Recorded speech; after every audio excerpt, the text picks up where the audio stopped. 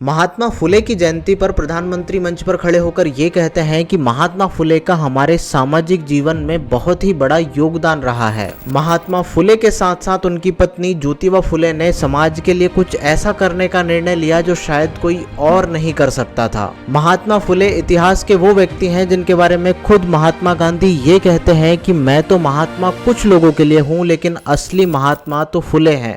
आज सामाजिक चेतना के प्रतीक महात्मा ज्योतिबा फुले की जयंती भी है। महात्मा ज्योतिबा फुले और सावित्रीबाई फुले जी ने जीवन भर नारी शक्ति के हित, उनके आत्मविश्वास और समाज कल्याण के लिए काम किया। आज हम उनके विचारों को, उनके संकल्पों को, नारी सशक्तिकरण के उनके आंदोलन को आगे बढ़ा रहे हैं, नई ऊर्जा दे रहे हैं। ये वो व्यक्ति हैं जिनके बारे में भीमराव अंबेडकर खुद ये लिखते हैं कि कुछ लोग तो परिवार सुधारक होते हैं, लेकिन असली समाज सुधारक तो ज्योतिबा फुले और महात्मा फुले थे। अब आप में से बहुत सारे लोगों को ये लग रहा होगा कि मैं ये किस तरीके की बात कर रहा हूँ, महात्मा फुले और ज्योतिबा फुले के बारे में मैं क्यों बता रहा हूँ।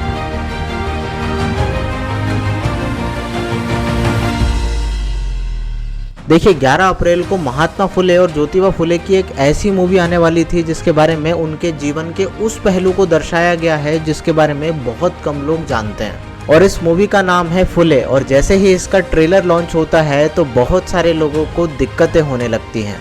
अब वो दिक्कतें क्यों होने लगती हैं मैं आपको बताता हूँ। प्रतीक गांधी और पत्रुलेखा की फिल्म फुले की रिलीज में देरी हो सकती है। ये देरी इसलिए हो रही है क्योंकि सेंसर बोर्ड ने फिल्म पर कैंची चलाई है।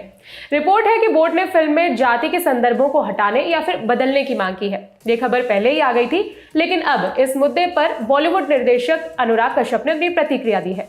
फिल्म तब से विवादों में है जब से इसका ट्रेलर आया है। फिल्म ज्योतिबा फुले और उनकी पत्नी सावित्रीबाई फुले की जिंदगी पर आधारित है। पिछले दिनों सोशल मीडिया पर इस फिल्म का सेंसर सर्टिफिकेट वायरल हुआ था। इसमें सेंसर बोर्ड की तरफ से 12 बदलाव सुझाव के तौर पर दिए गए थे।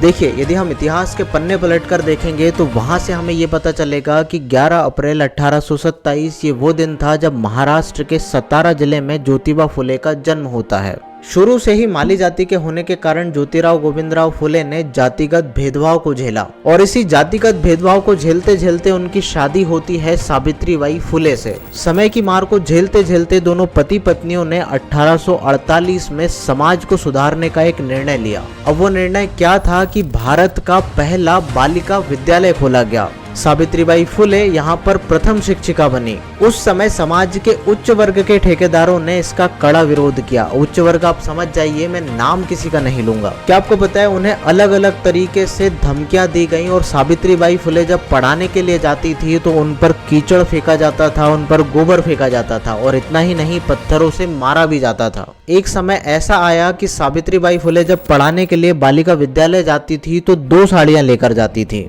एक साड़ी को पहनकर जाती थी और दूसरी साड़ी को साथ में रख के ले जाती थी कि कोई उन पर यदि कीचड़ फेंक दे तो वहां पर साड़ी चेंज करके और बच्चों को पढ़ाएं। और इन सारी चीजों को झेलने के बाद भी सावित्रीबाई फुले डटी रही और उस बालिका विद्यालय का संचालन सुचारू रूप से किया। और फिर समय आता है 1852 का, जब ज्योतिबा फुले और सावित्रीबाई फुले ने दलित बच्चों के लिए एक स्कूल खोला। अब ये सुनकर आपको बहुत अजीब लगेगा कि ब्राह्मणवादी स्कूलों में उस समय दलित बच्चों को शिक्षा नहीं दी जाती थी, उनको बाहर से ही भगा दिया जाता था। सावित्रीबाई फुले ने एक आवाज में ये कहा कि शिक्षा सभी का अधिकार है। जब 1854 का समय आता है तो उन्होंने विधवाओं को आश्रय देने के लिए और उन्हें सम्मान पूर्वक जिंदगी जीने के लिए आश्रय केंद्र खोला। और समय आता है 1863 का, जब उन्होंने अनटचेबिलिटी यानी अस्पृश्यता के खिलाफ बहुत ही बड़ा कदम उठाया। उन्होंने अपना पूरा घर दलितों के लिए खोल दिया और एक आवाज में ये कहा कि ये अछूत नहीं बल्कि दलित हैं। क्या आपको पता है, उस समय गांव में उच्च वर्ग के लोगों के कुएं से पानी भी नहीं लेने दिया जाता था। और यदि आज भी आप गांव में रह रहे होंगे तो आपने किसी न किसी प्रकार से अनटचेबिलिटी को जरूर महसूस किया होगा। उन्होंने इस तरीके के कई काम किए और 1873 में एक पुस्तक लिखी जिसे गुलामगिरी के नाम से जाना जाता है। अब आप जरा सोचकर देखिए कि महात्मा फुले और सावित्रीबाई फुले ने जिस समय पे ये आवाज उठाई वो समय कितना खतरनाक था और डरावना था।